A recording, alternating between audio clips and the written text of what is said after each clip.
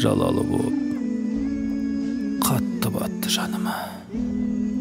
Жазалаушы қағаз алдым қолыма.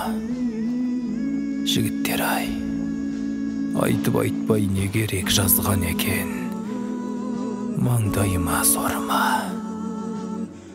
Біріншіден мен анамды сағындым, екіншіден бұл құдайға не қылдым. Бостандықта еркін жүрген жан едім, енді міне абақтыға қамалдым. Әкетай-ау, пайғамбардай жасың бар, туа берместі секілді асылдар.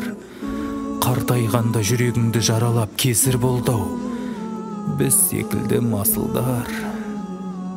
Айналайын, ағалар мен жеңгелер, бұл өмірде сіздерге кім тең келер? Сүмірейіп сот алдында отырған бауырыңды енді кімдер ескерер? Айналайын, айналайын қарындасым қарағым, қолда кісен мен айдауға барамын.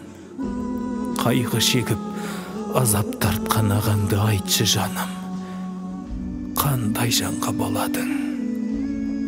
Айналайын, інішегім құлыным, сен ойласам үзіледі жұлыным. Сенің ерке ақ жүзіңді көре алмай кетіп барам мен айдауға құлыным.